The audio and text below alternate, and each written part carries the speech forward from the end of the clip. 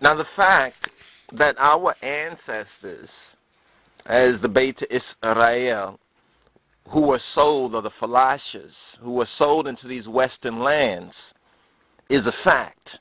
It's indisputable, even though they're trying to change and rewrite and disguise and deny our story, our history. You understand? This is an active spiritual warfare. You got to recognize. You got to know this. This is why we also have to be diligent. You understand? In keeping our story. You understand? Keeping our story fresh, keeping the remembrance, the memory. You understand? It's very important, our memory and our ancestral wisdom. This is what we study during the sabbatical studies, is our ancestral wisdom.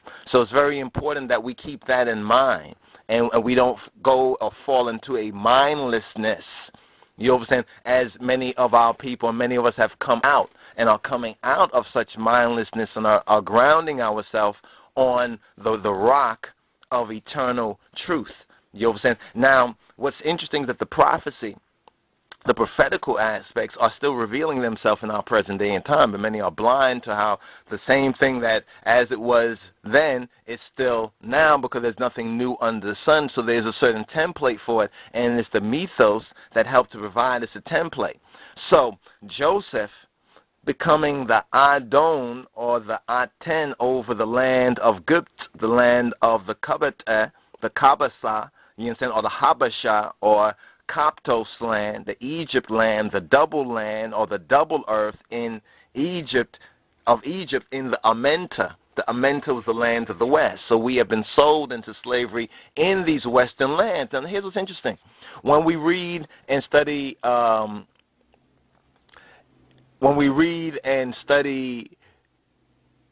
Deuteronomy, when we get into Deuteronomy chapter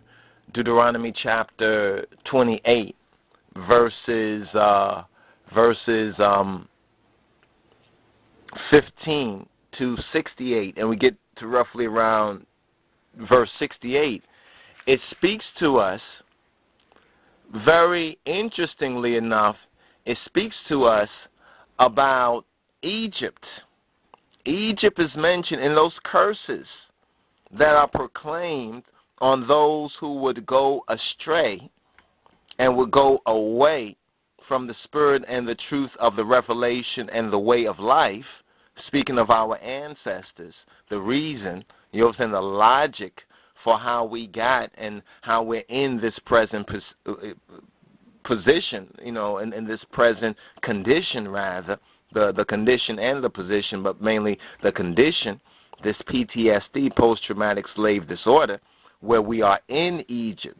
Now, there was a dream, there was a vision that was revealed to Pharaoh, or to Pharaoh. Now, many have tried to figure out, well, exactly who is that Pharaoh? Who is that particular Pharaoh? But Macy has given good insight and very clear insight into who this Pharaoh was, according to the mythos. And this is what we would like to address, hereby address in this particular portion, as it goes along quite well with understanding this chapter 41 of this sabbatical reading and feeding. So let's first go over some of the basics of this, where it says, and it came to pass at the end of 2 full years that Pharaoh dreamed, and behold, he stood by the river. Speaking of the Hathor, or the river of Egypt, the very same river that is the border, according to Genesis chapter 15, verse 18, is the border of our inheritance. Beyond that was to enter into the western lands, or was going and aiming, pointing west. Now it says, and behold, there came up out of the river 7 well-favored kine, those are cows, and fat-fleshed, and they fed in a meadow. And behold, 7 other kine, 7 other cows came up after them out of the river, ill-favored and lean-fleshed, and stood by the other kine, or the other cows, upon the brink of the river. And the ill-favored and lean-fleshed keen did eat up the 7 well-favored and fat keen. So Pharaoh awoke, and he slept and dreamed the second time. So Pharaoh, or Pharaoh, had more than one dream. And here's the second dream that he dreamed in verse 5. And behold, 7 ears of corn came up upon one stalk, rank and good. And behold, 7 thin ears, and blasted with the east wind, sprung up after them. And the 7 thin ears devoured the 7 rank and full ears. And Pharaoh awoke, and behold, it was a dream. So he had a dream. You know, he had a dream. Doesn't this also connect with our story? He had a dream. Now, Joseph is the typical dreamer. Joseph, or Joseph, IU-SIF, or SIF, was and is the typical dreamer and diviner in his youth. And if Yo, or EU, the Seif, or the Sif of Atum Aray, the Machetem of the Arai, be not an interpreter of dreams, Joseph was the revealer of the future by means of dreams. So now the connection with the wisdom that Muse was learned, and Muse, the author of this very book. So to comprehend it in its proper context, we will have to view it from the perspective or the mindset or with the basic knowledge of the author of this book. And we're speaking about Genesis, and we're in Genesis chapter 41. Now, after Pharaoh had his second dream, something interesting happens. Now, ones would ask, well, how come Pharaoh, you understand, how come Pharaoh is never specified? Joe Macy says something very interesting here on page 510. He says, doubtless there was, quote, corn in Egypt, end quote, which was at all times par excellence, the land of corn. But the typical corn land of the religious mysteries, the Mishtir, is in Amenta, or the western lands, or where we're at right now, this spiritual Egypt, where our ancestors were sold like Joseph or Joseph into, where the corn germinates periodically from the buried body of Osiris or Osar.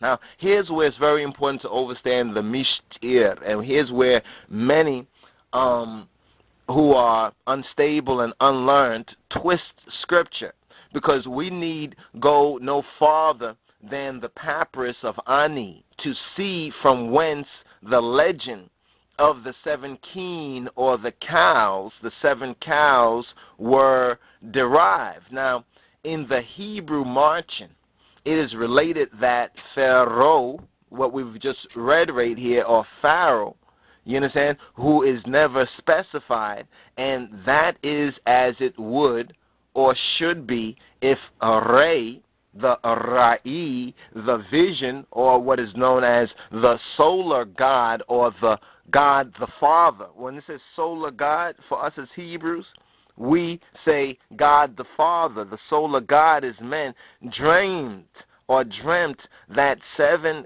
keen, or cow, came up out of the river that were fat and well-favored, and 7 other keen that were lean and ill-favored. Now, it's about to be interpreted by Joseph, IU-SIF, right? Verse 8 of Genesis 41 says this, and it came to pass in the morning that his, speaking of Pharaoh's, spirit was troubled, and he sent and he called for all the magicians, all the magi of Egypt, and all the wise men thereof. And Pharaoh told them his dream, but there was none that could interpret them to Pharaoh. Then spake the chief butler to Pharaoh, saying, I do remember my faults this day. Now, why does the chief butler, you understand, say this? Because at the end of chapter 40, it says that the chief baker was hung, as Joseph had interpreted to them. Yet did not the chief butler remember Joseph. So the chief butler, who was told the proper interpretation of his dream and regained favor with Pharaoh, the chief butler didn't remember Joseph, but he had forgot him after he was restored because of the interpretation of Joseph's vision. And when the Lamb opened he was the seventh restored, seal, but he silence didn't remember. So covered the sky.